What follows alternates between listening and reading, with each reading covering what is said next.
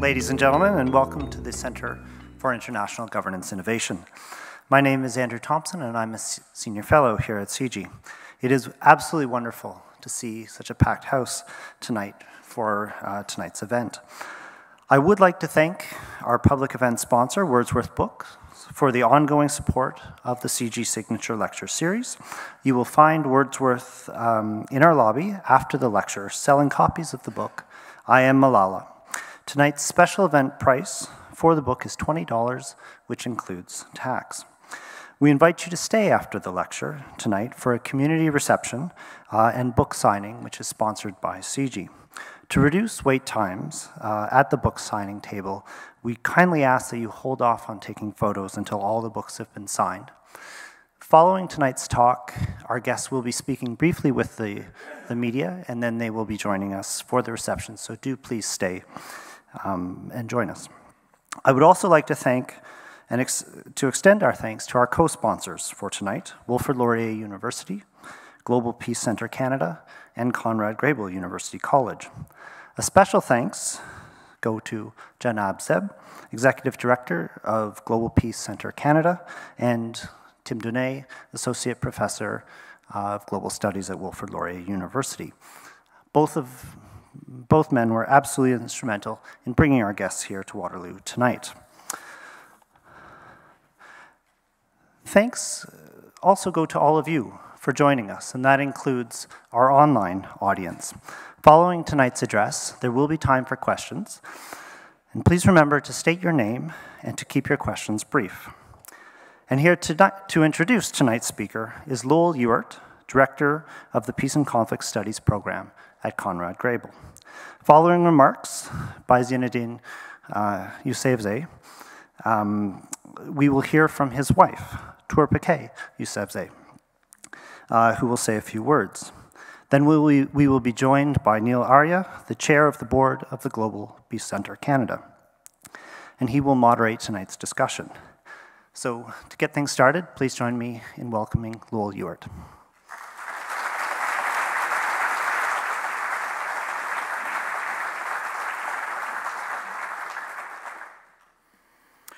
It is my great pleasure tonight to introduce our guest speakers, Zinedine and Tourpake Yousafzai.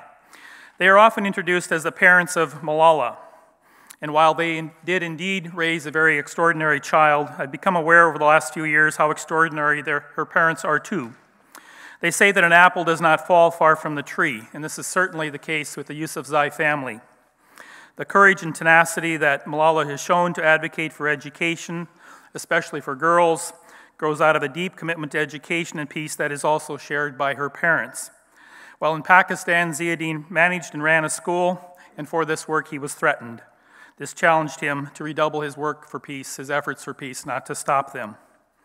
I first met Zinedine about 2 years ago when he spoke at Conrad Grebel University College and challenged us to help develop a program or a project to assist educators in Pakistan develop stronger and more effective peace studies university programs, and also assist elementary and high school teachers learn how to better teach peace to younger age school children.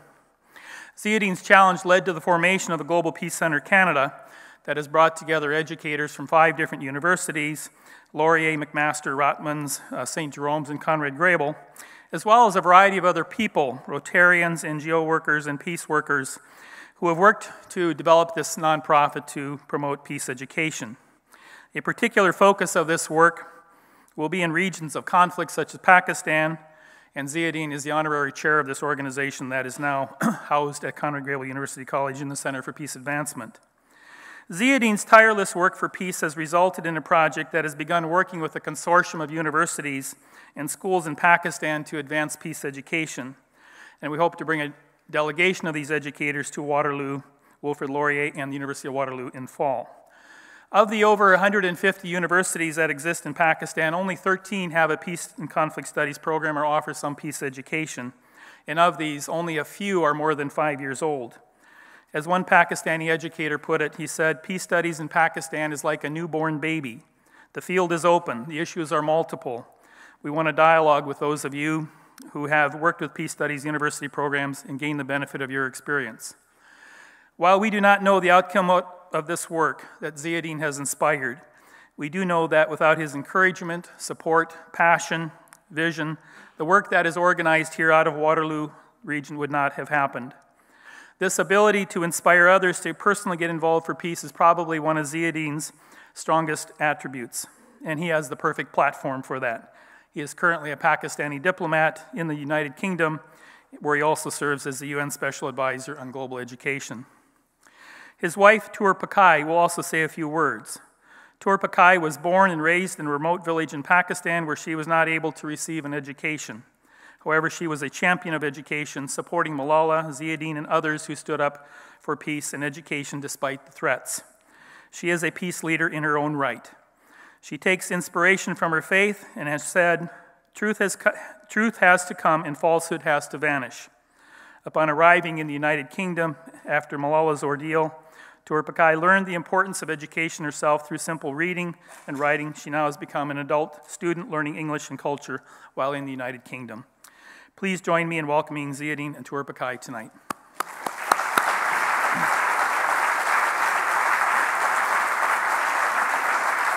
I will speak later, so Tur Pakai will...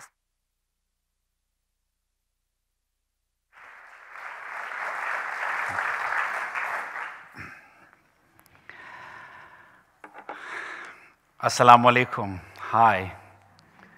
How are you?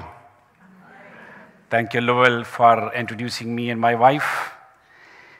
And thank you to all of you because you have come with the hall is packed, and we feel honored that you are here to hear from us. Thank you. You know, Canada, and especially this part of Canada, is like a home to us. And it's the first time for my wife to be here, but I'm here, I think it's my 4th time, and every time I meet people here, I find them more hospitable, and they have more warmth for us. So thank you very much. We are here with a purpose, and we carry a cause. And that cause is very close to our heart. That grand cause is the cause of education. That great cause is the cause and mission to make sure that every child on this planet has a right to education, and he and she must get education. You might be thinking that there are many other basic requirements for human life. Like, of course, we need water, food, shelter, health. We need clean environment, many other needs and requirements for life. But one thing that builds the whole fabric of life, whether it is for individual or for a family or for a country, that's education. And I tell it because I believe in it. Education in Canada, in America, in the global north, maybe for children here, they take it for granted because their fathers, grandfathers, maybe great-grandfathers, all of them were educated. But I remember when we went to Kenya 2 years ago, and we went to a school in Masai Mara community. And it was all-girls school, a secondary school that is run by Free the Children, a Canadian organization. Greg is the CEO, I think, and I love that guy. I love him. So we went to a school there, and apart from many other things, like the way and the passion of the girls for education, which I have rarely seen in any other part of the world. And I noticed that the girls had shaven their heads. They all look similar. And I was very inquisitive, being a teacher, so I asked the principal that, would you mind if I ask a question that why no girl is growing hair? Every head is shaven. And the principal told me that actually we had an assembly of these girls and we asked them that what kind of hair you want to have. And all of them unanimously agreed that we won't grow hair because it needs a lot of time to comb them, to make them, and it will waste our time, and we need to study.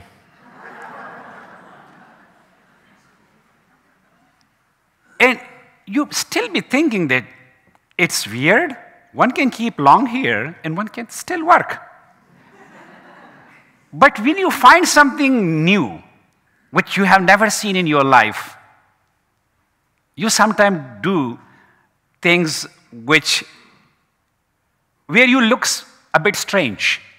I will not use the word never, but you look strange. Like if a person comes from the top of the hills, from a very rural background, and he finds himself in the big town, then he is a bit, he feels a kind of strangeness. And you know, all those girls who had shaven their heads to read and to learn, that was the first generation of that community who were in a high school.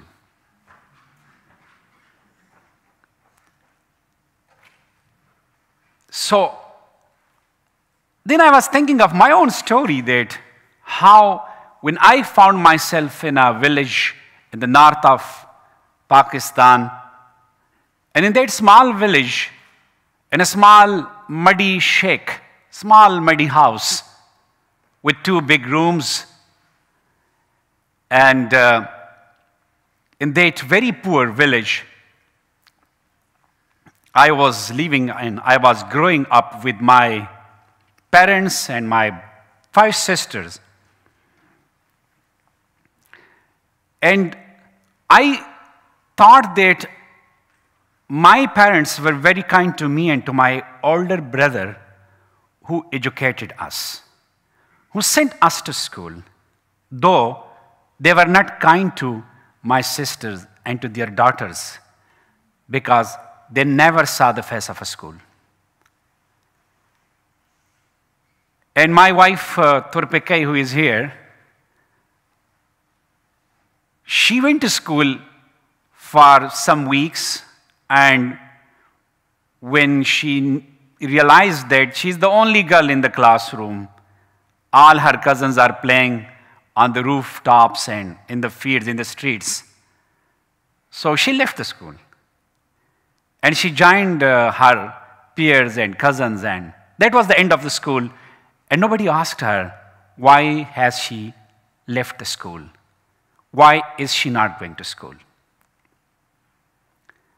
So I believe in education because, you know, everybody who is here in this room, our personalities and what we are, it has a long story behind us, like our family environment, our financial position, the people who are friend to us, the school where we go to or we had gone to.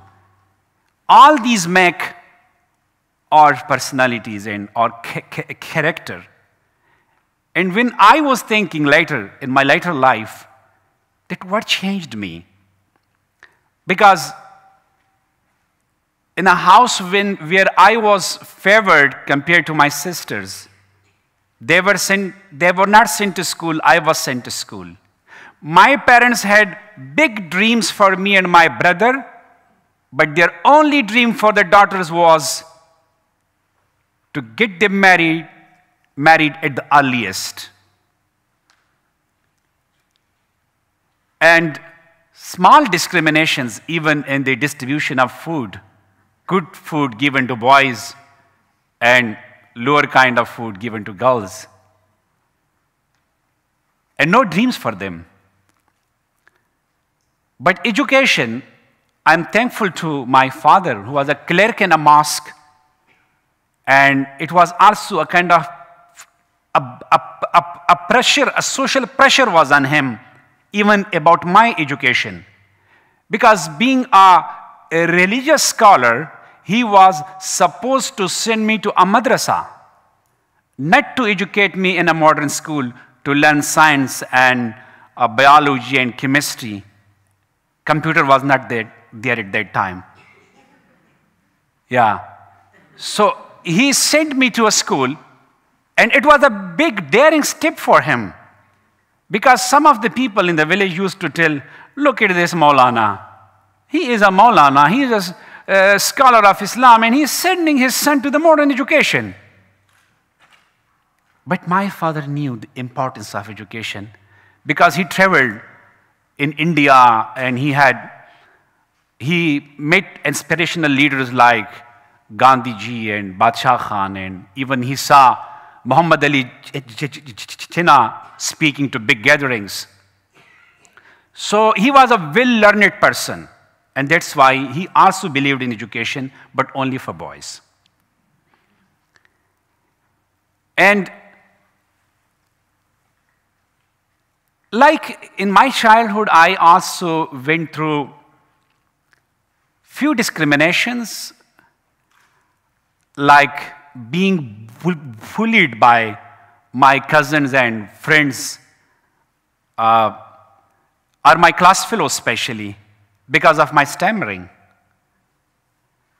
And you know, mostly, I mean, when people are treated harshly, in most cases, they retaliate with harshness to others.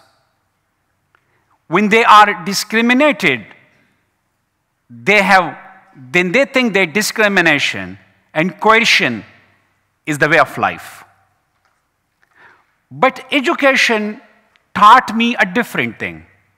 It taught me a positive revenge. I use this word, positive revenge. My class fellows and cousins bullied me, but I learned how to respect everyone.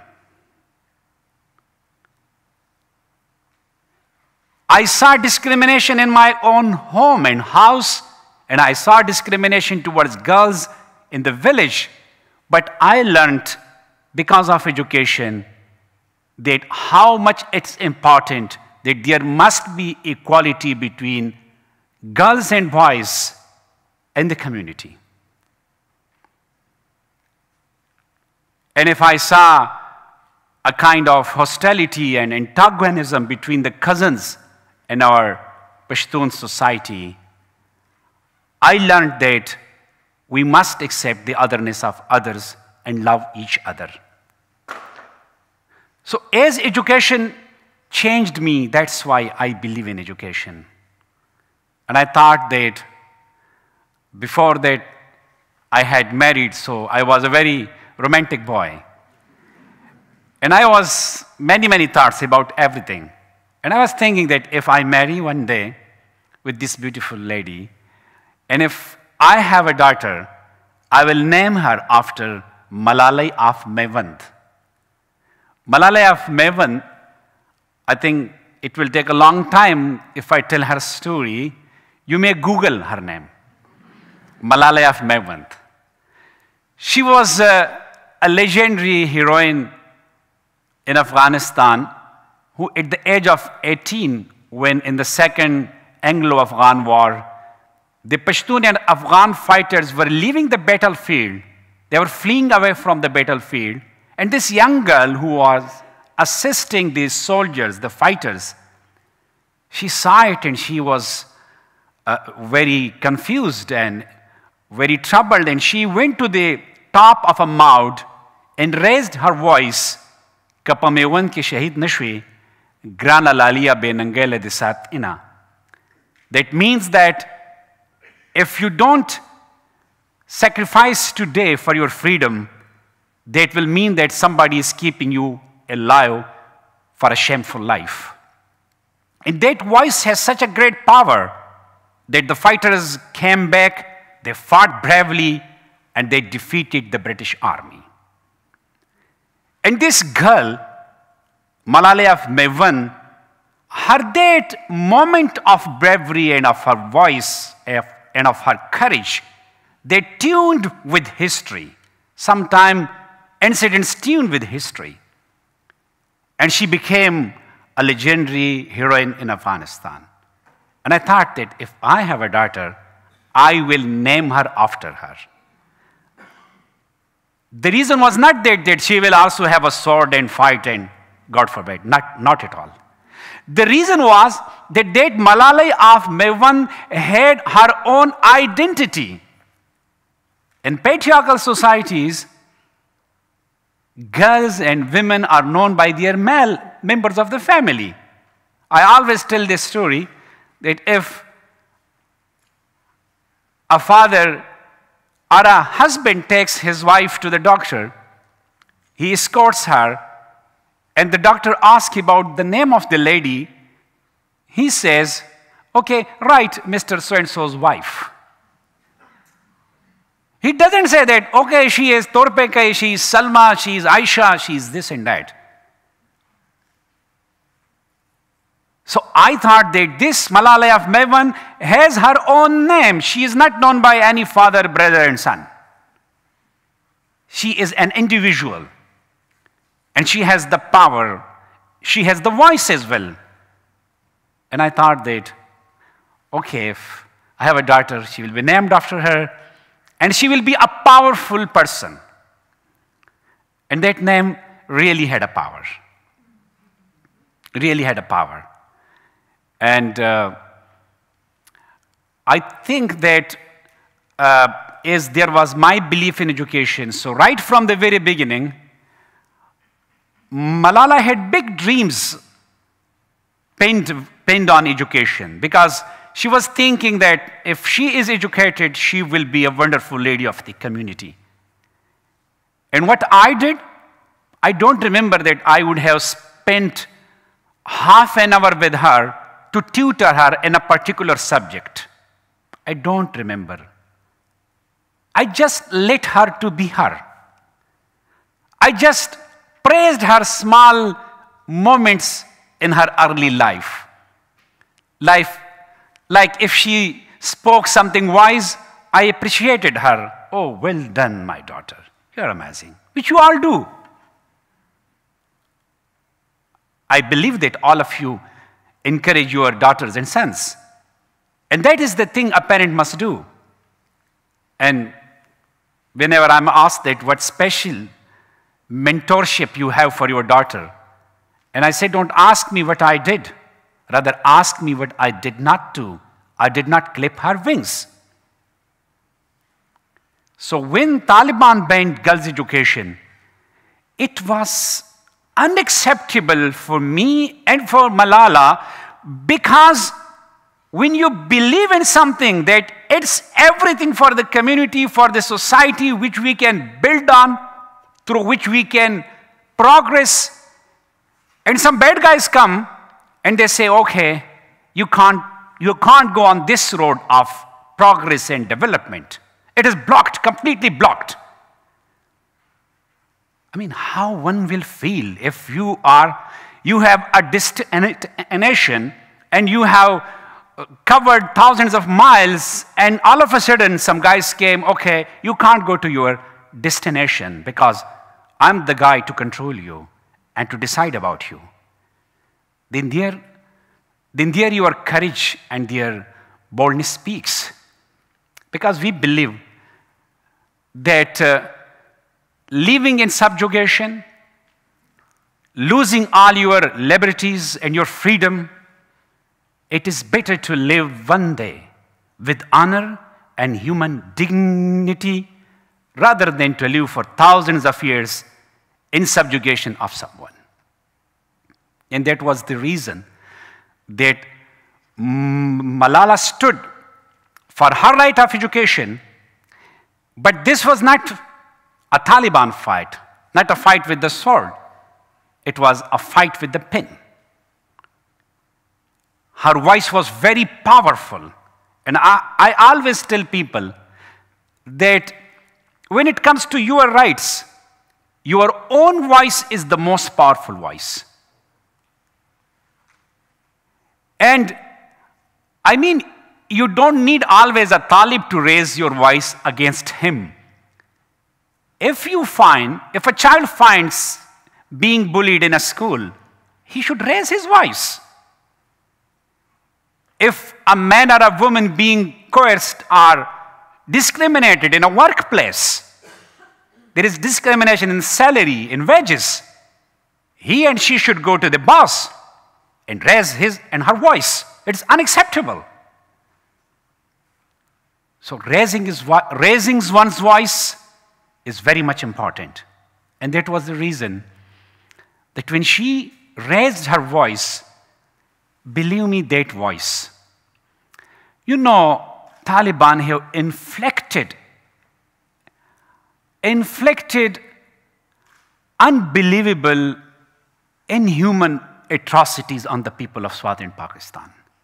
Bombing more than 2,000 schools, suicide attacks, targeting people, hanging them upside down. But you will be surprised that such a horrible force who were doing all this to horrify people and to make people silent, not to speak, and to make people to accept what they were saying, for such a big force and what I can call them aggressors, a small girl voice become a threat. It proves that your peaceful struggle, your passionate voice for your right is more powerful than any bomb. I have seen this in my life. And when they realized that this small girl, she goes from town to town, she goes from city to city, and she spreads this message of education, and she says that schools should not be bombed, and she says that she has a right to go to school, and she says that every girl should be in school, and this is well received in the whole country. If we bomb schools, but we can't bomb people's minds, her message is going straight into their minds. And that's why they decided that she should be killed. But we say, man proposes, God disposes. The voice they wanted to be silent. And on a very local level, on a country level in Pakistan, now it has a global impact. And now it's our dream. And I hope that it should be everybody's dream in this room, that every girl, whether she is in the south or she is in the north, it is her basic right to be educated. And I must tell you one thing, that education for girls is more than learning English or basics of computer or mathematics or sciences. For girls in patriarchal societies, it is emancipation. It is freedom. We have a very famous town in Swat. It is called Charbagh. And the people of Charbagh, they have a very famous proverb, local kind of proverb, you can say, like a quote, a folk saying.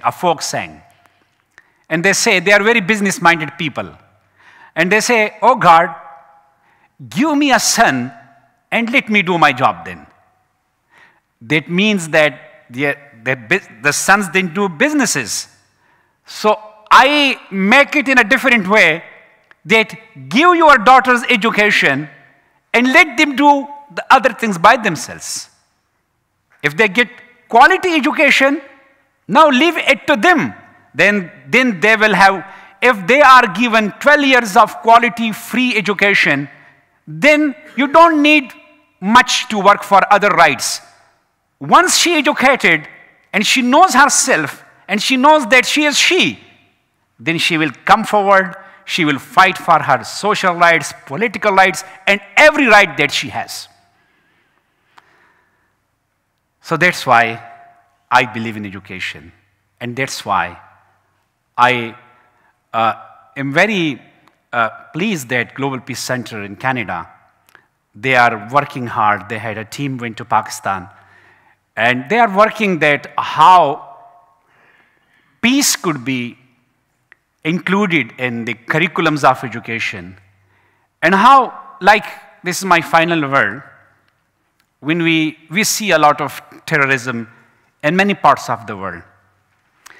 In the whole world, you see, it has just dwindled or come to one tip of the finger. Like, if you want to go to be on Facebook, you need just one click of your finger. It's so small.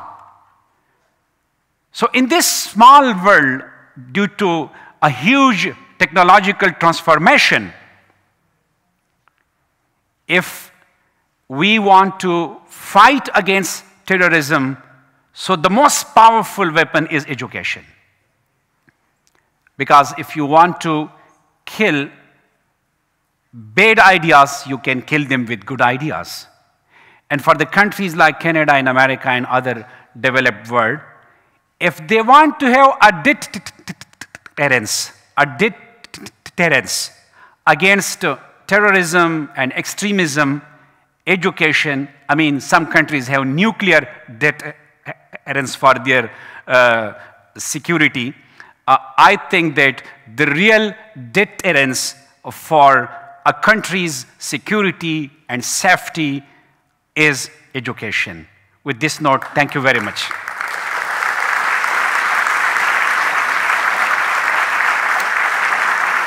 Should I come down or?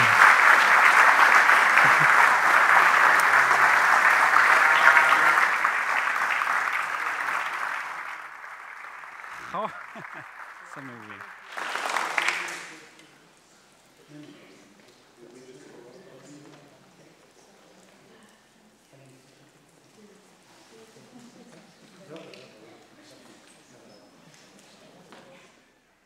Yeah, we can all just sit over there. Thank you. Yeah. Where should we sit? You should. I'll sit over there. Okay. Thank you again. Okay. So why don't you sit over here, Ziadin, and then we'll get Nazia and Tur. So Torpeke is here.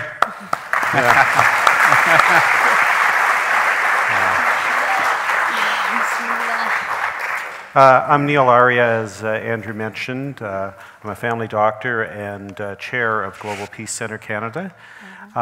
It's a real honor to have Ziauddin and Turpakai here.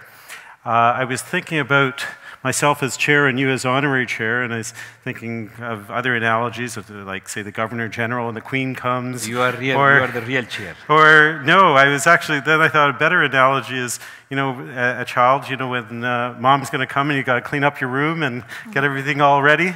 So it's a real pleasure to have our honorary chair here. And another analogy that I was thinking about, you mentioned Waterloo and Canada being your second home. Of course. And you also mentioned that at the Toronto International Film Festival. And you've now brought our Bobby, our sister-in-law, back home. And so it's very special for us to have you in Waterloo.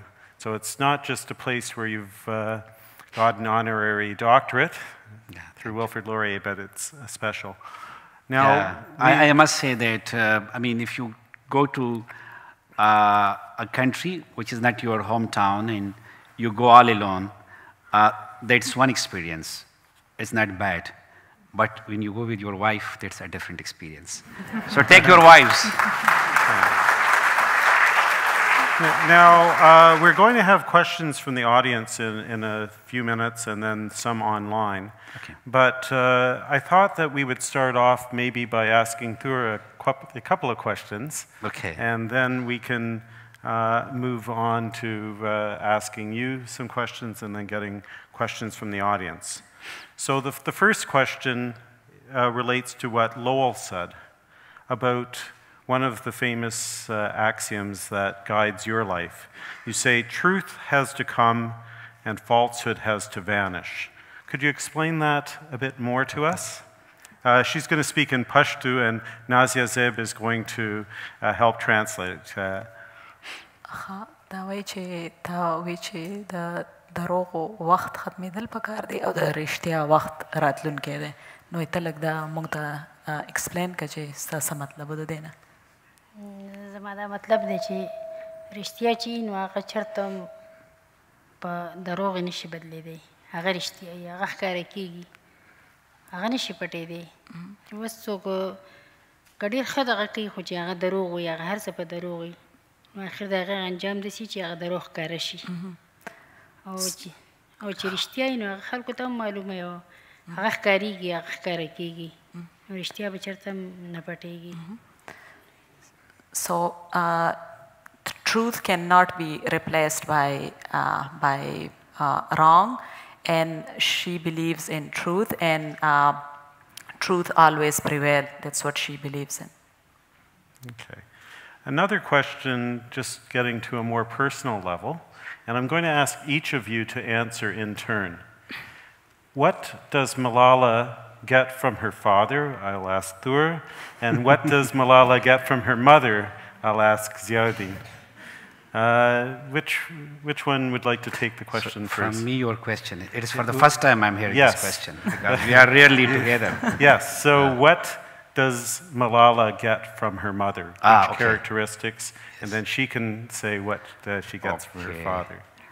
I think whenever here, especially in Canada, when people meet her, so they shake hand and they hug her, and their second comment is, "Oh, you look like Malala."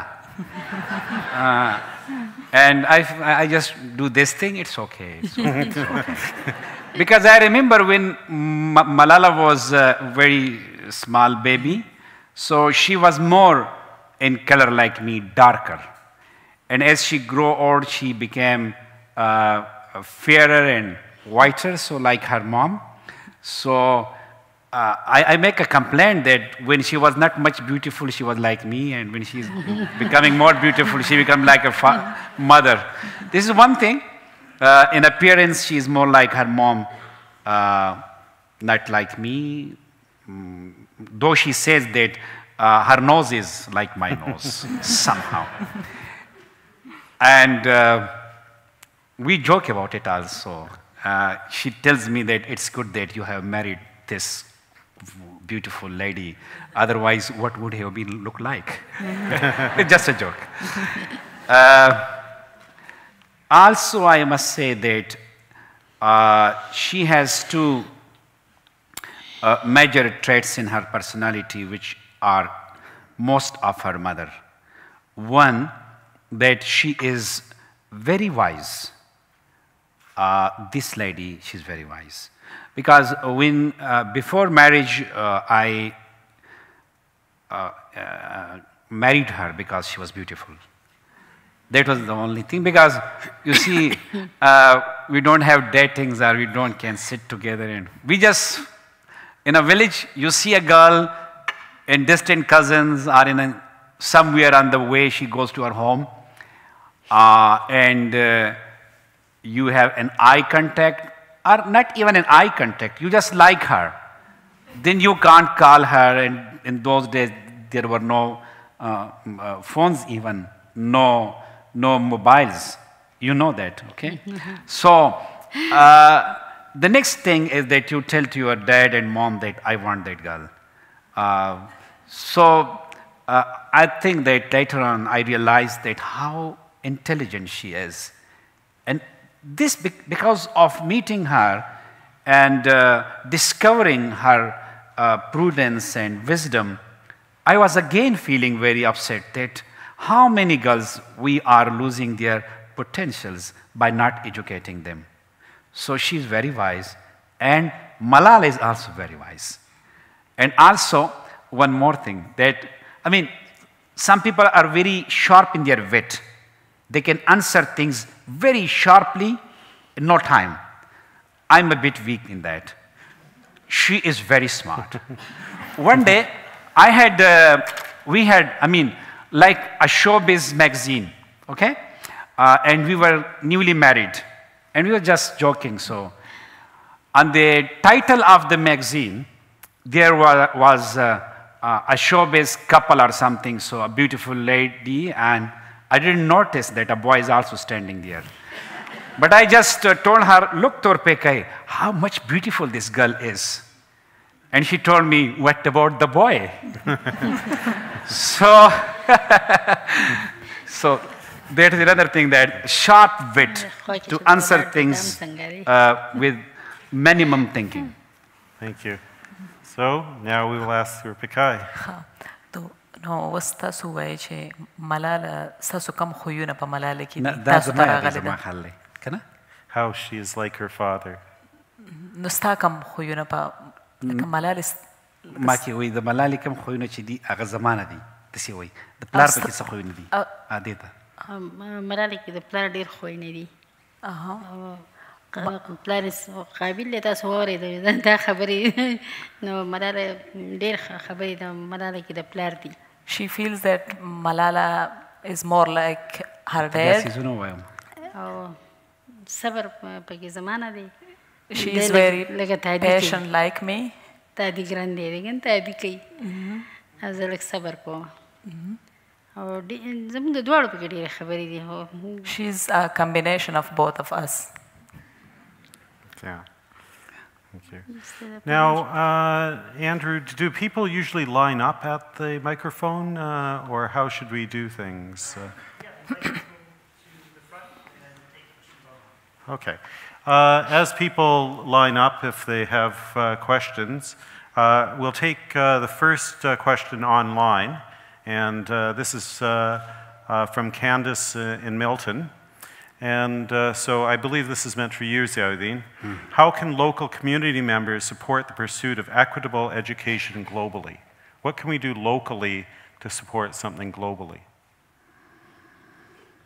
Yeah, this question of local and global. So we are all at the same time local and global.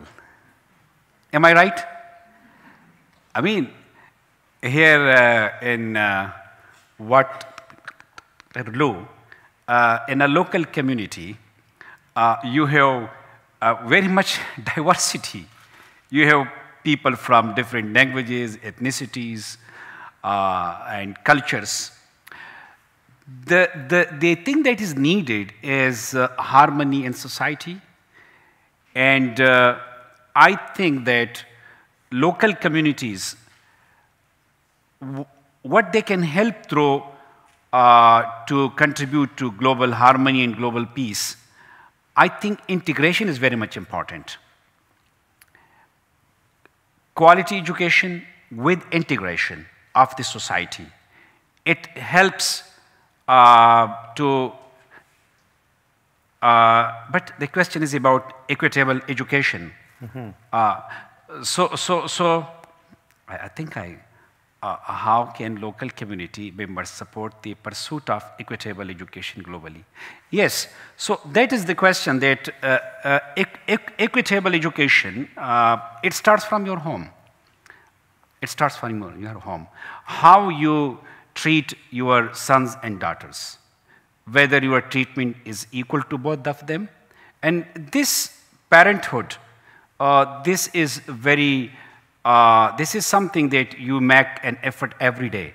It is not one-day job. So I believe that for equitable education, it's very much important that we give equal importance to girls and boys.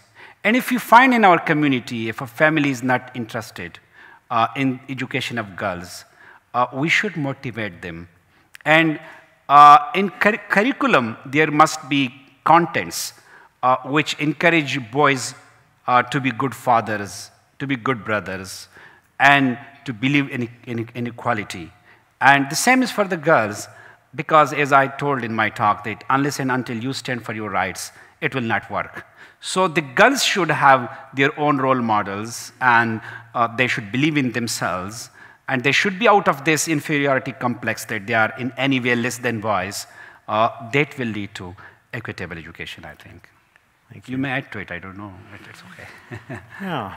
Well, I'm going to add a little bit, and maybe even, actually, Nazia might even have some thoughts of her own, but one thing that we were thinking about was in terms of peace education, which Global Peace Center has been involved with, and Lowell and Tim Donay and Janze being on a trip back in February. We were thinking, in Pakistan, they don't really have peace education. And so we were looking at capacity building from Canadians to teach Pakistanis. But really, there's much more that Pakistanis have to teach Canadians, I think. And so we've talked about it at Global Peace Center. Yeah, and it has a reason, because in Pashto we say, we Dr. Daragade Chirans Petir Shashaway. Dr. Khalid Usman can understand it, and Janzev as well. It is said that the doctor is the person who has gone through the ailment himself. So when you go to Pakistan and you meet people, so they have practically on ground experienced the consequences of extremism, militancy, disharmony, conflict. So I think that is the real education, as Tim told to me about his reflection on visit to Pakistan, that it was a real education. So what you learn from people and you meet them, so it has many good impacts, believe me. Like I told yesterday, that generally we shape our views and ideas what is being presented in media. And we don't discover anything ourselves. We have become very lazy about global issues. We are being led or dragged by media. I'm in my drawing room and I'm watching a channel, and I don't know what that channel agenda is, because everybody has an agenda. And then when I see things about a particular event or incident, they set the discourse for me. So if, for example, if I hear something wrong, which is done by a Muslim, and in media it is presented that all Muslims are horrible, I think I should not go that way. I should go and meet any Muslim member of the community. I should go and meet, if there is something about Hindus or Sikh, I should go and meet any member of Hindu and Sikh, peaceful people. So this is very much important, that we should be connected to each other, to know each other. Yeah. Okay. I'm going to take another question online, and I may elaborate on it, and I'd actually like Nazia and Thurpakai to elaborate a little bit on this. So the question itself from John in Waterloo is the participation of girls in education enough to influence gender attitudes in patriarchal societies? What could be an impactful next step? So I guess I'm going to add here, because I think that both of you, being women, having come from a society, I'm sure you're going to say that that is not enough. But how has your background, and Thurpakai, in terms of coming to adult education, coming to things much later, how have the challenges impacted how you view society and how you view impactful steps? So you could, a question for? You could ask her, and then you could elaborate for yourself, Nazia. The question ها د وای کنه چې څنګه ته خو چې کله لوی دی نو ته خو ایجوکیشن دی نو کړی نو ستاسو څنګه لکه تا باندې څه اثر کوي چې ته لکه یو اوس لویه یې لکه بغیر تعلیم نه لویه شوي او ته اوس تعلیم حاصلې نو د هغې ستا په ژوند باندې څه اثر دی؟ تعلیم زما په ژوند ډېر اثر دی. اوس تعلیم یو رڼا ده ځکه اوس دا حال دی که نه. ته یوه خبره کوه زه به ټرانسلیټ کوم نو بیا داسې کوم ته یو خبره کوه زه به ټرانسلیټ کوم. زه کوه لکه اوس دا حال دی په دې کې دا بجلي لاړه شي تیاره شي چا ته خپله لار نه ده معلومه چې زه په کومه راغلی یم په کومه وځم. نو تعلیم چې دی هغه رڼا ده. So education is light, and for instance, if there is no light in this room, people will be confused and they will not know which way they are going to go. So education is light, and it shows us the way. Good. Yeah. Did you want to add, Nazia, again, having been raised in what would be considered a patriarchal society, that how important is this step of girls participating in education? And then what is the next step to make an impact on a larger scale? I think for me the first step is achieving equity and gender equality. It begins when a child is born, whether a male or a female child is born. Until and unless we have achieved the gender equity and equality and have considered that regardless of one's gender, that person is a human, and believing that both male and female, they have the same rights, whether that be education or other human rights. I think personally I consider education as human rights, as one of our human rights, and in patriarchal society it is very complex, and I like having spent some time with Ziauddin and Torpekai, I feel that we need to multiply Ziauddins and Torpekai, and our society will change. I know it's not that easy.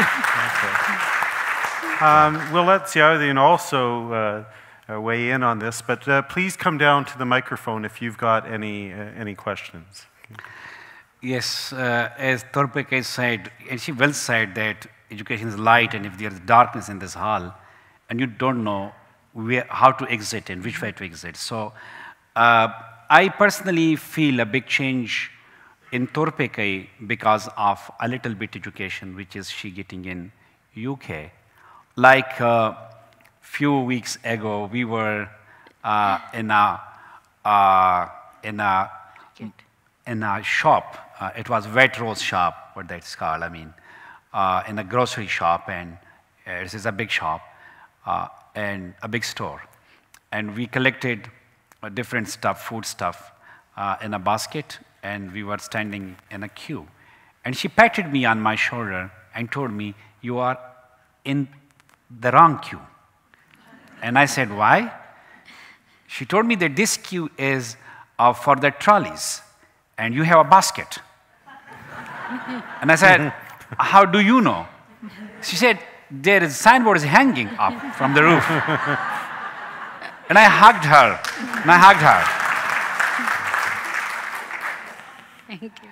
Okay. So,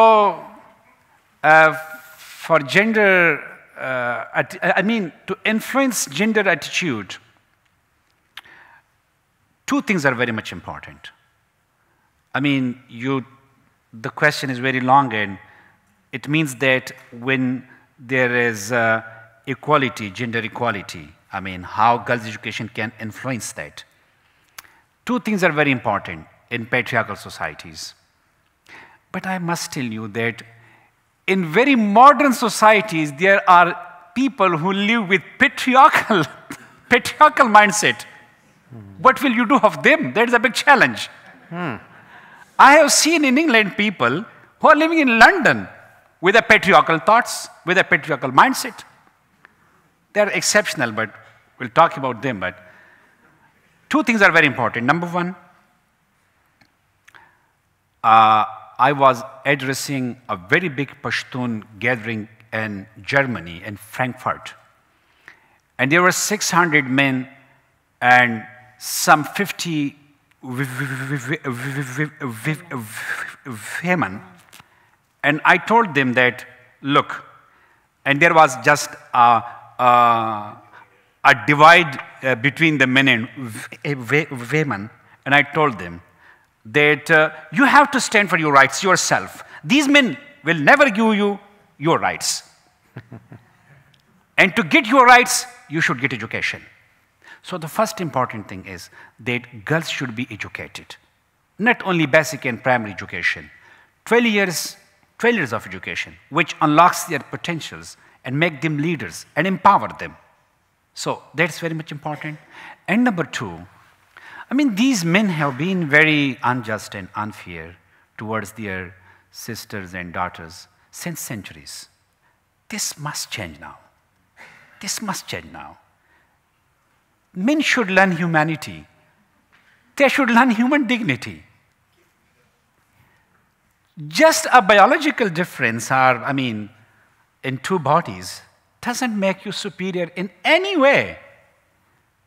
They should learn and they should be taught in the curriculum of schools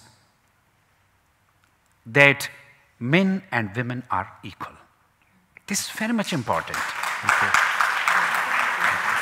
Okay, we'll take our first question from the audience, so please introduce yourself and then ask your question. My name is Debbie. I live in Uptown Waterloo, and I'm a teacher. And recently we have sponsored a family who's come here from Syria. And this is really my first experience with people from a patriarchal society. And both parents are wonderful parents and love their children very much. But I do see that the expectation the idea of the girls going out and doing something on their own, it's just, well, no, our girls don't do that.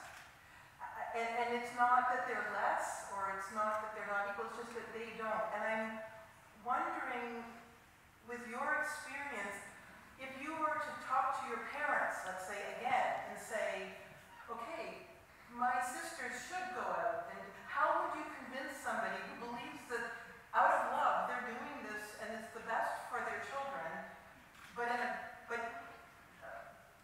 your opinion is obviously different, and we also have very different opinions on that matter. But how do you convince people who have grown up in this way and seen this happen and live life this way? Yeah, I personally believe in action, to be honest.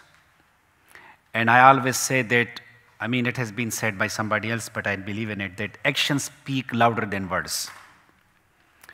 And I will tell you a story that when Malala was born, and 2 weeks later, my cousin brought a family tree, and he presented it to me.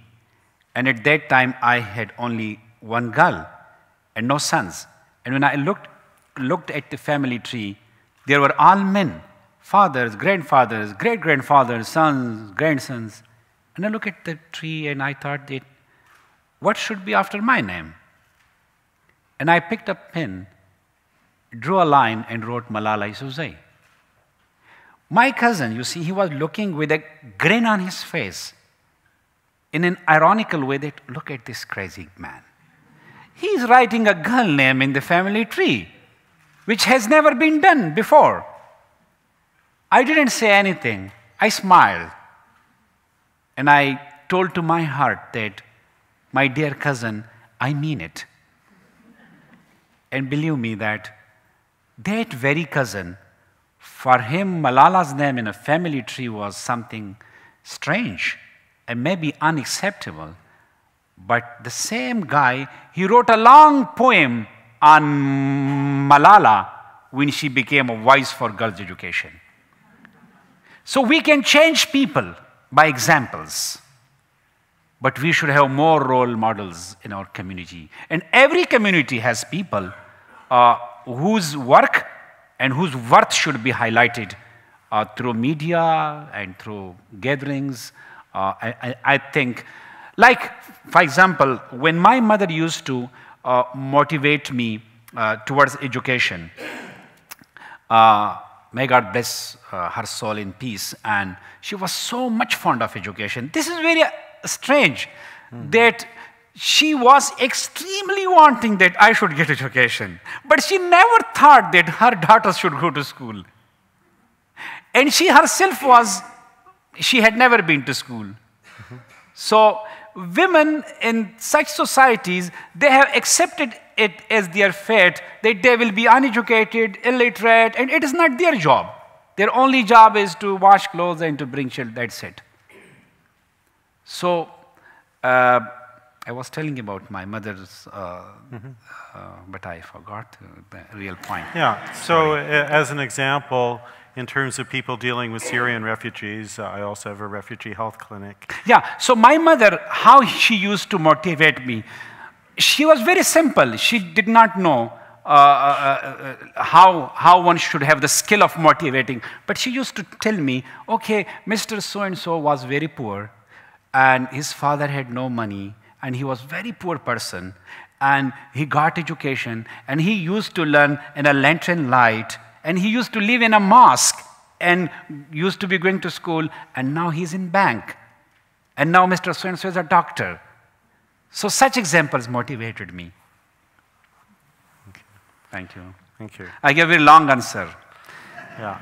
I'm going to ask another question that, again, we haven't really rehearsed anything here, but Ziauddin is a poet, and this one poet that he cares for, Rumi, said, "The wound is the place where the light enters you."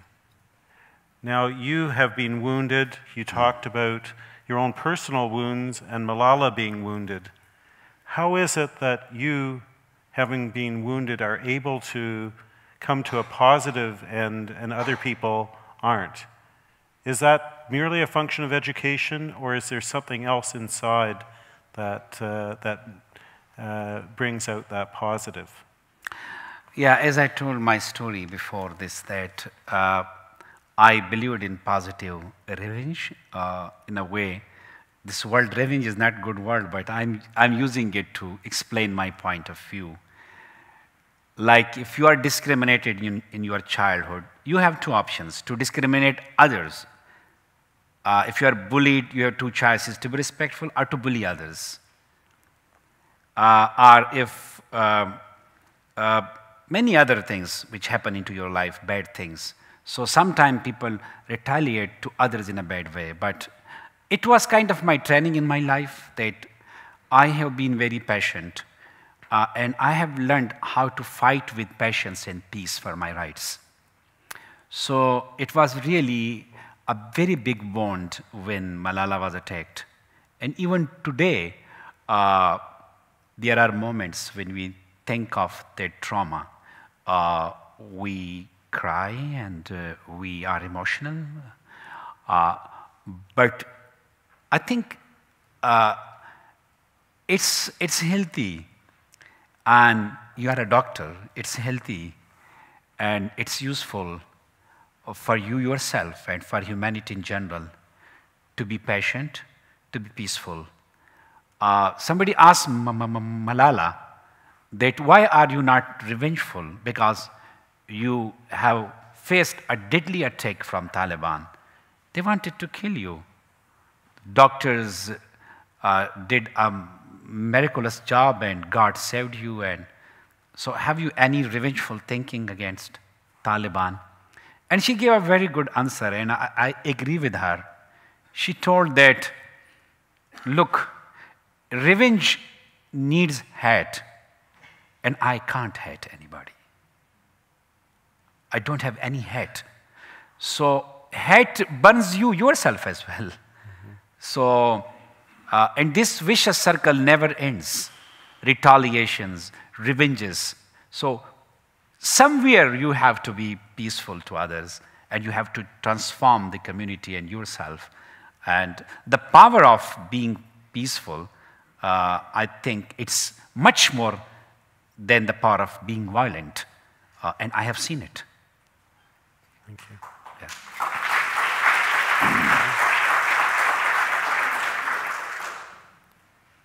Hi, good afternoon. My name is Anise, and I come from Mexico. And my question is, if you consider yourselves feminists.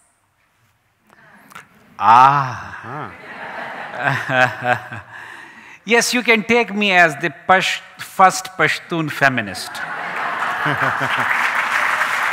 Recorded. Okay. Yeah, okay, please. My follow-up is, what would you say to people, both men and women, who refuse to call themselves feminists? I think this feminist, for example, what do you mean by feminist? It's very much important. When I say that I am a feminist, is there any standard definition of the feminist? Can you write? Yeah. Someone who believes in equal opportunities for both men and women. I think everybody should be feminist. And if, yeah. So really, I believe in it, what you said. And I think everyone should believe that we as human beings, we are equal in every way. We have equal political, social, and human rights, and we should respect them. Yeah. Would Tur want to answer that question? do you Which think? About whether she is a feminist and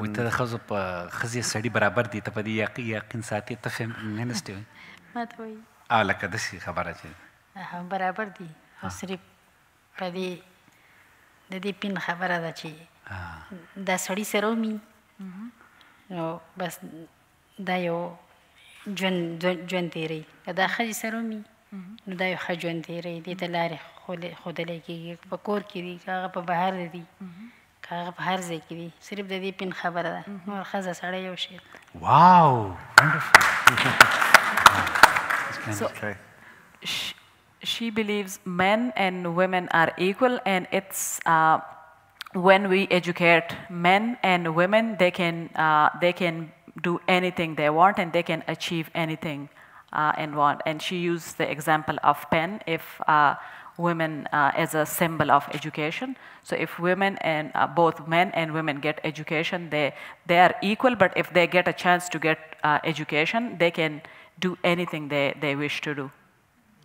Yeah, I must add, I mean, as Nazia told, that she picked up this pen and said that the reason of inequality is this pen. Men have it, boys have it, and the girls don't have it. When you hand over this pen to them, then they are equal. Then don't ask people whether they accept it or not. They will be equal. Educate them. Yeah.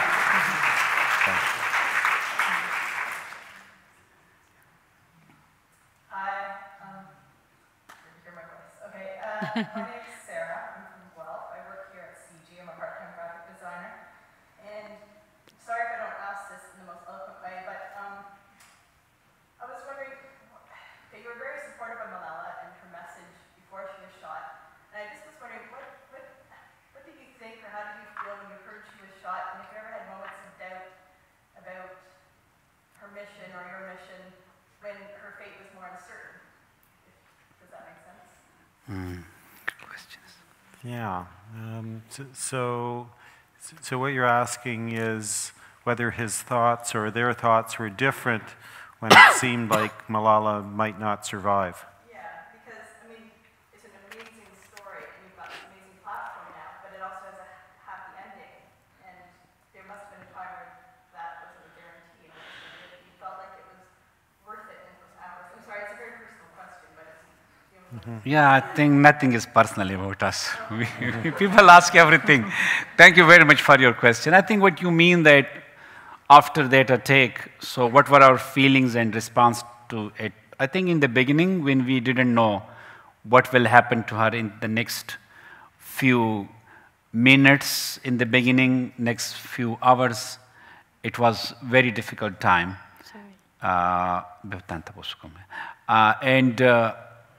We had a very difficult time that night. it was like, and the world became like a big black hole. I found myself not in a very dark room when you don't see anything at all. Complete hopelessness and disappointment, to be honest. And I forgot how to cry, believe me, how to cry. And when we took her from Swat to Peshawar, to CMH hospital, and I mean, different thoughts come to mind, and I asked Turpikai that. She says that the pains we have got in our heart on that night, in those days, it is still there. But of course, we have transformed it in a different thing. And I asked Turpikai that, okay, Malala was very active, and now people will be blaming me especially that he should have stopped her. And her response to me was, otherwise, if she had been not an extraordinary woman, she would have might be grabbed my greban, what that is called, my shirt. Oh, you, because of your activism, my daughter followed you, and what has happened to her is because of you. But no, she didn't do that. She told me that you stood for righteousness and for peace and for education.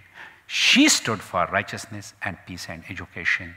You both were right, and God will survive her.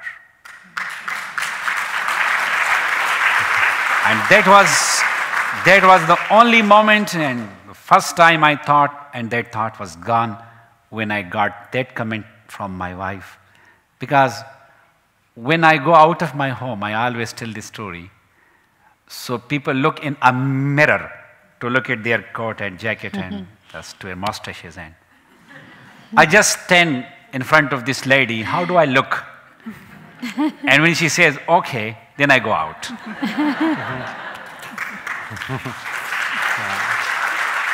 You should all do this if you don't have any mirror in your home. So I don't know if we have another online question, but I wanted to ask you about a young girl speaking truth to power. And for instance, Malala going to Goodluck Jonathan in Nigeria and asking why he didn't do anything with Boko Haram. You yourself have also been an example of that, speaking out on the rights of religious minorities in Pakistan, for instance. Yeah. What is it that gives one that strength to be able to speak truth to power? And how can we empower our youth? What can our youth do if we don't clip their wings? Yeah. I think that we should read history. We should read history. It's very much important. And if we teach our children history and the history of powerful human leaders who worked for gender equality, who worked for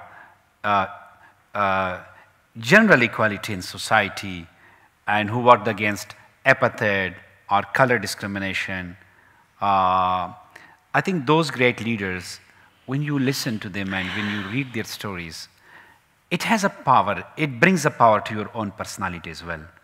I must mention like leaders like Martin Luther King, Nelson Mandela, Gandhiji, and Bacha Khan, and many others. Mother Teresa, Aung San Suu Kyi is a lady. If I don't mention Malala, that will not matter. So, I mean, such great leaders in history, when our children read about them, and the values, I mean, these stories are very much important because they remind us about the values which they had. Because global peace or a country peace or a community peace could be achieved through values that believe in human dignity. And those values are reminded to us by those great leaders.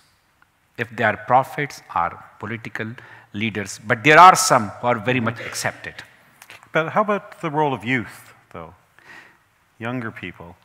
We've mentioned a lot of people here, that Malala has tried to empower other young women, especially in other areas, and helping them find their voice. What do you see as the strengths of youth in creating peace? I think this is youth's world. This is youth's world.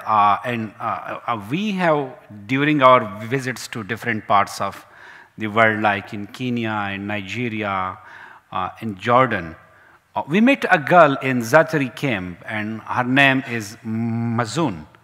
And we went on a tour which was organized by the Malala Fund. And when we met this girl, Mazoon, she was living in that camp for 2-3 years.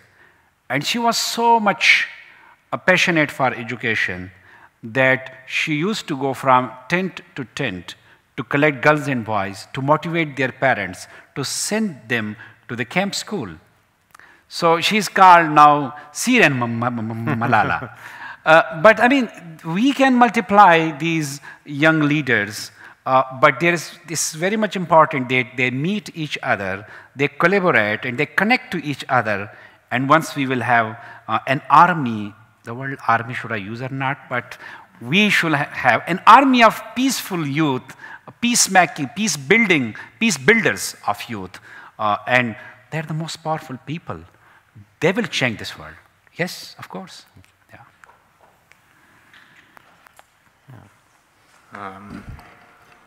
Try not to yell into this. My name's Jason. I'm come from Fergus. It's a half an hour away from here.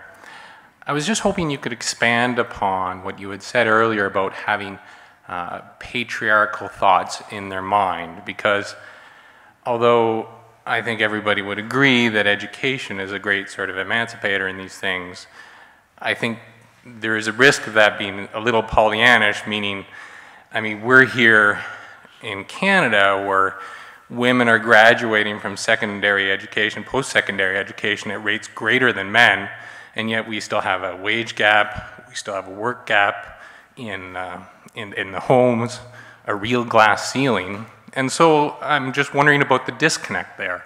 It's not just education, there must be something else going on. And so I'm gonna sit down now. Okay.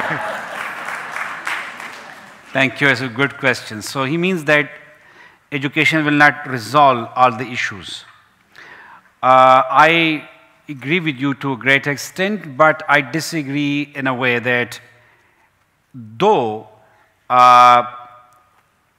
it is not everything, but you begin with it.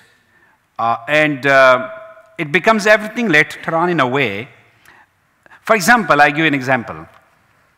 In patriarchal society, an illiterate man who has a big business or a big piece of land, he can be an MP. He can be a member of parliament. He can be in the cabinet of the government.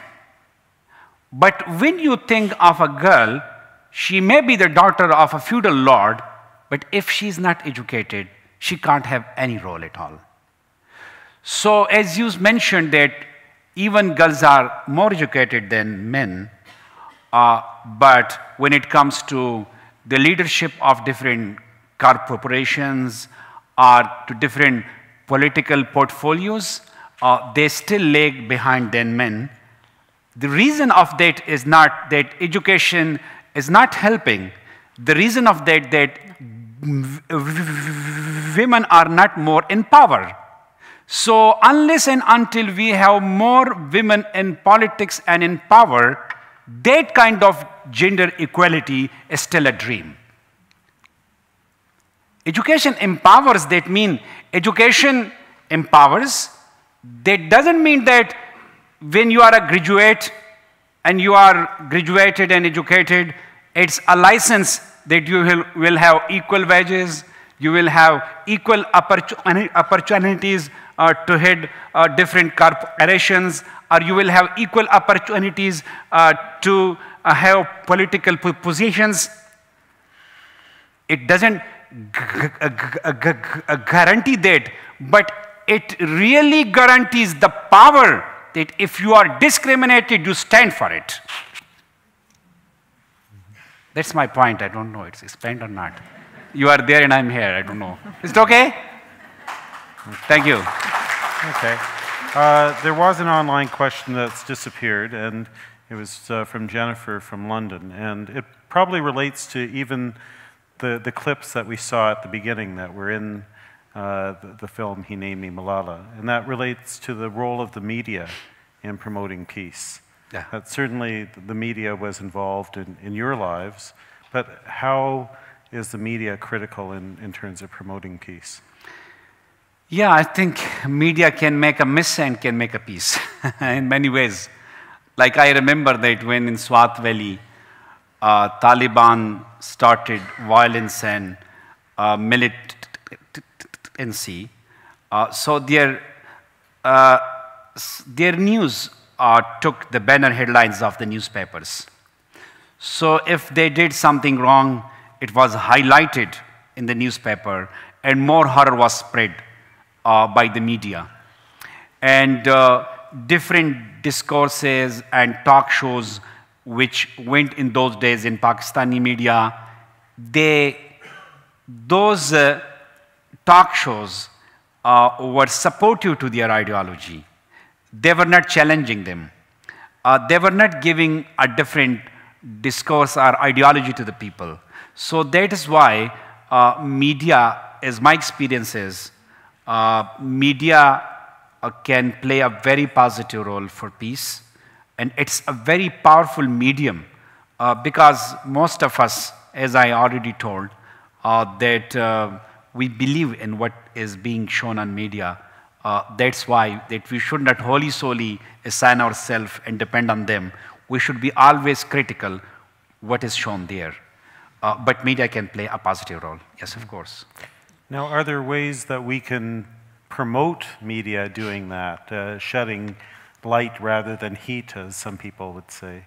What are there things that people in civil society or academics, are there ways that we have of creating a media that promotes peace?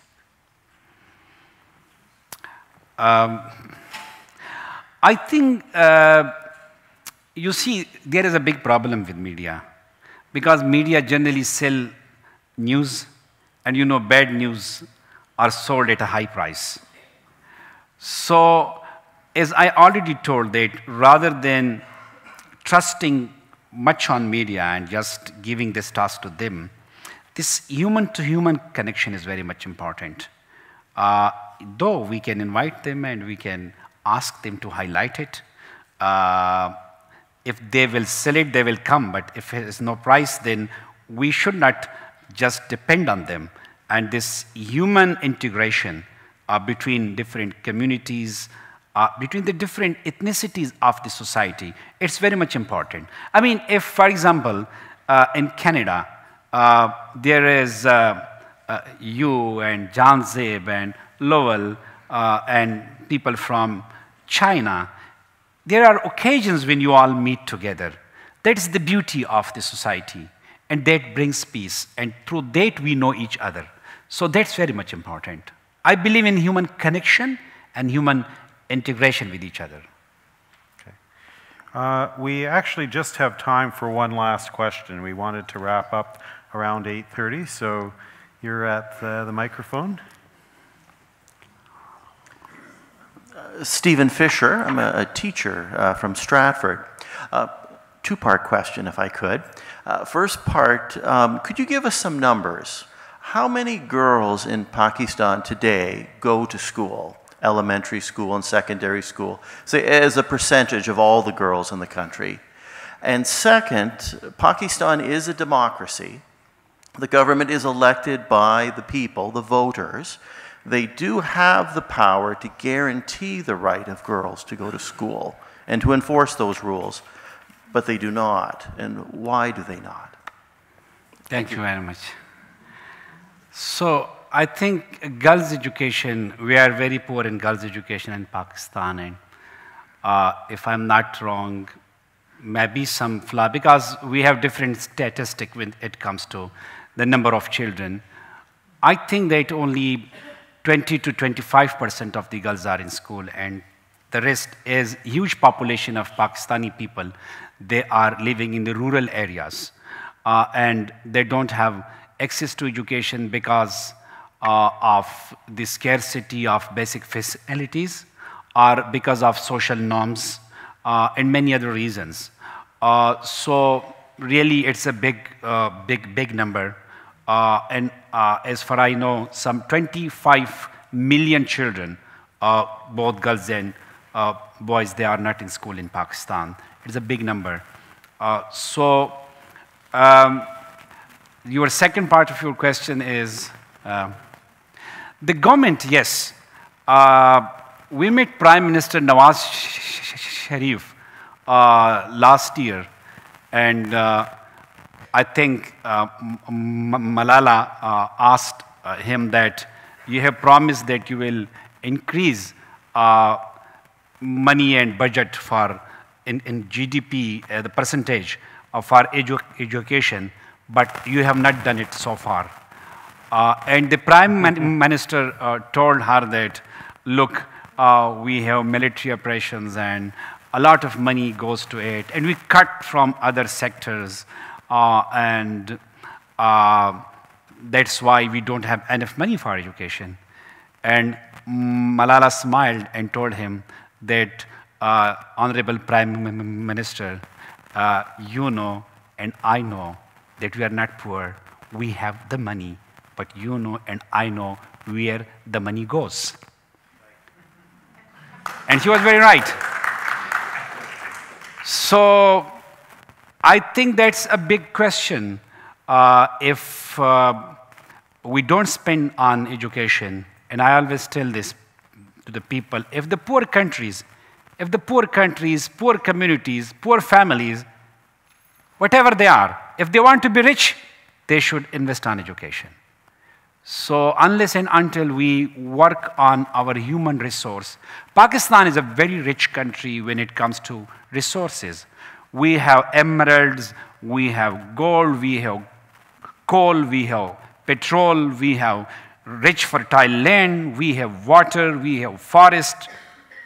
Everything which is like, which makes a country rich, we have. But what is needed, I mean, the most important resource of your country is your human, is your youth. And if millions of youth go without any skill, without education, then all these natural resources are meaningless and they become insignificant. Thank you. We're coming to the end of our program, and I just wanted to add my thank you to the two of you for coming. I'm personally thankful to my wife, who is here with me on stage.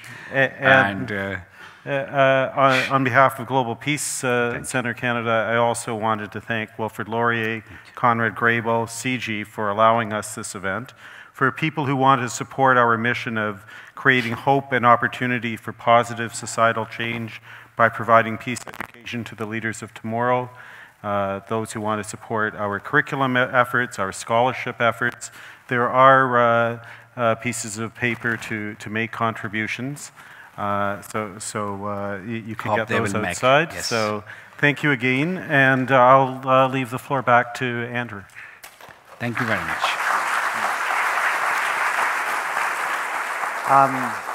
Thank you very much, Neil, and thank you to Ziauddin, Turbakai, and Nazia for a wonderful and powerful evening. You've all made it abundantly clear that access to education is a fundamental and universal human right, but it's much more than this. It's a tool for equality, social justice, and peace, so thank you very much. An edited video of this evening's webcast will be posted to the CIGI website within the next 48 hours, and we invite you to share it with your friends and family and on your social media channels. We also invite you to sign up for our newsletter and to check our website for upcoming public events. Please join us on Tuesday, June 28th for a lecture and panel discussion on African conflict management with prominent guest speaker Chester Crocker, the former U.S. Assistant Secretary of State for African Affairs. So thank you for joining us this evening, and please do stay for the reception. And before we end the evening, please join me in thanking our speakers.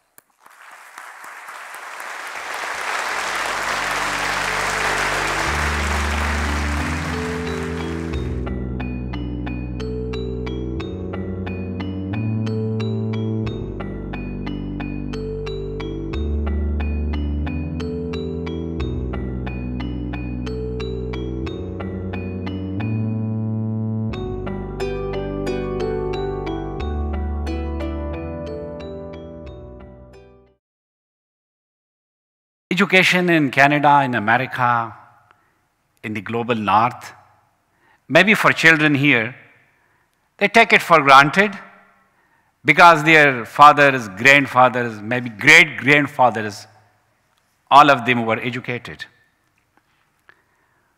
But I remember when we went to Kenya 2 years ago, and we went to a school in Masai Mara community. And it was all-girls school, a secondary school that is run by Free the Children, a Canadian organization. Greg is the CEO, I think, and I love that guy. I love him. So we went to a school there, and apart from many other things, like the way and the passion of the girls for education, which I have rarely seen in any other part of the world. And I noticed that the girls had shaven their heads. They all look similar. And I was very inquisitive, being a teacher, so I asked the principal that, would you mind if I ask a question that why no girl is growing hair? Every head is shaven. And the principal told me that actually we had an assembly of these girls and we asked them that what kind of hair you want to have. And all of them unanimously agreed that we won't grow hair because it needs a lot of time to comb them, to make them, and it will waste our time, and we need to study.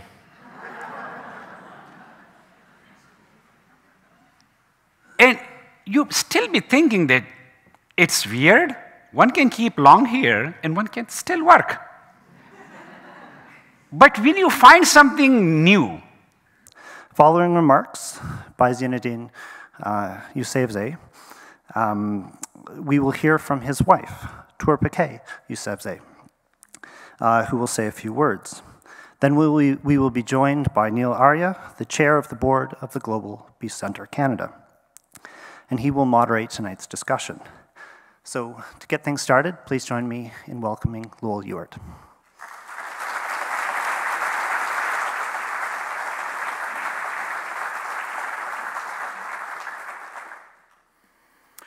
It is my great pleasure tonight to introduce our guest speakers, Zinedine and Tourpakay Yousafzai. They are often introduced as the parents of Malala, and while they did indeed raise a very extraordinary child, I've become aware over the last few years how extraordinary her parents are too. They say that an apple does not fall far from the tree, and this is certainly the case with the Yousafzai family. The courage and tenacity that Malala has shown to advocate for education, especially for girls, grows out of a deep commitment to education and peace that is also shared by her parents. While in Pakistan, Zinedine managed and ran a school, and for this work he was threatened. This challenged him to redouble his work for peace, his efforts for peace, not to stop them. I first met Zinedine about 2 years ago when he spoke at Conrad Grebel University College and challenged us to help develop a program or a project to assist educators in Pakistan develop stronger and more effective peace studies university programs, and also assist elementary and high school teachers learn how to better teach peace to younger age school children. Zinedine's challenge led to the formation of the Global Peace Centre Canada that has brought together educators from 5 different universities, Laurier, McMaster, Rotmans, St. Jerome's, and Conrad Grebel, as well as a variety of other people, Rotarians, NGO workers, and peace workers, who have worked to develop this nonprofit to promote peace education. A particular focus of this work will be in regions of conflict such as Pakistan, and Ziauddin is the honorary chair of this organization that is now housed at Conrad Grebel University College in the Center for Peace Advancement. Ziauddin's tireless work for peace has resulted in a project that has begun working with a consortium of universities and schools in Pakistan to advance.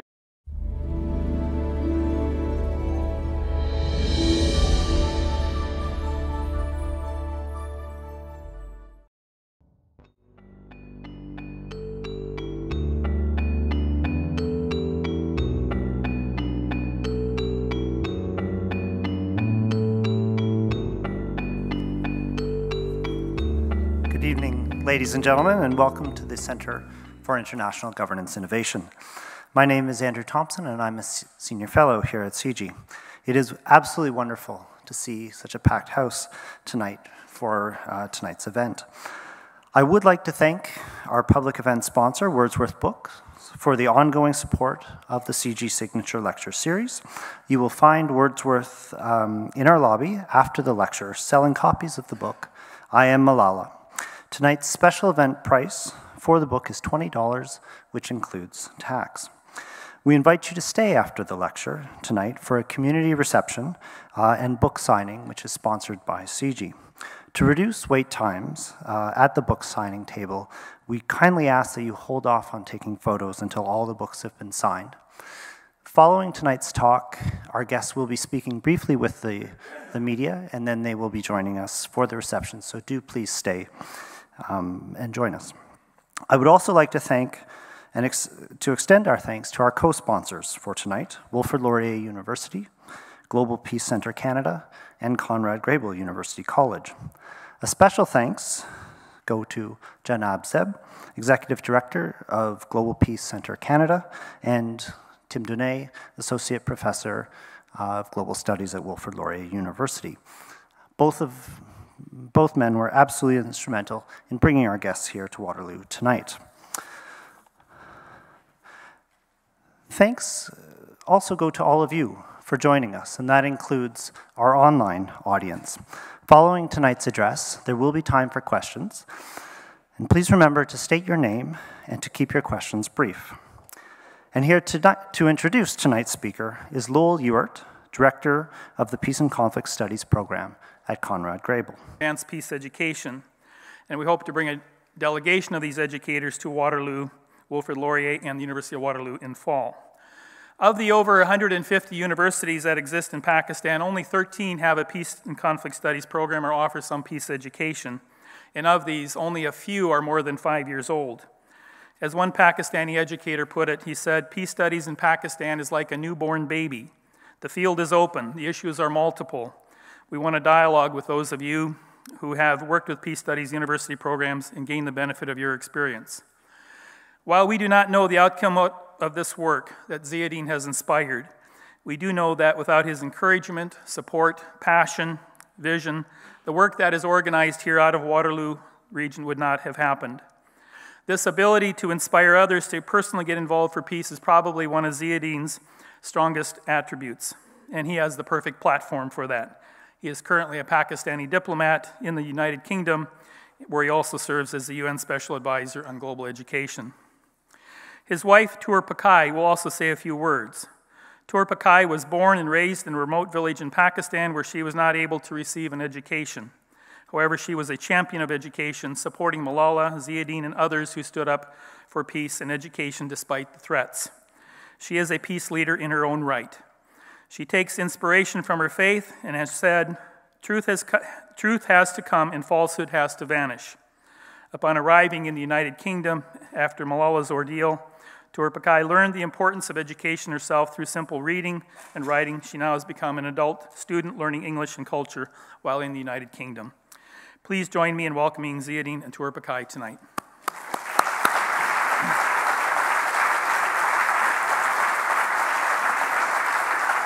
Speak later, so Tur Pakai will.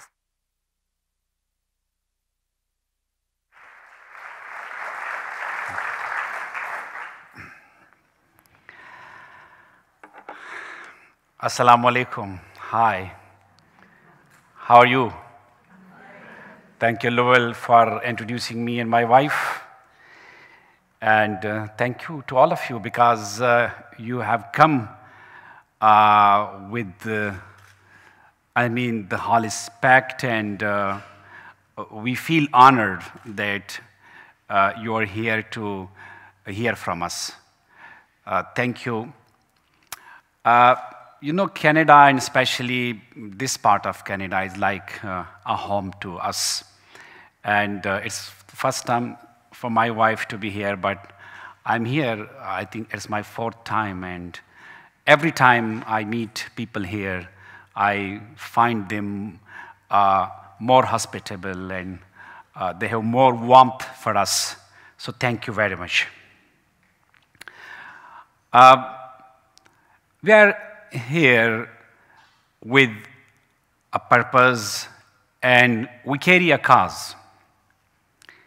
And that cause is very close to our heart. That grand cause is the cause of education.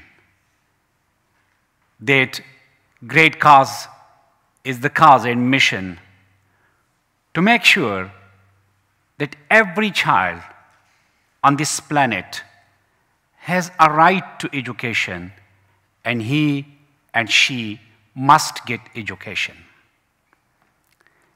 You might be thinking that there are many other basic requirements for human life. Like, of course, we need water, food, shelter, health. We need clean environment. Many other needs and requirements for life. But one thing that builds the whole fabric of life, whether it is for individual or for a family or for a country, that's education. And I tell it because I believe in it.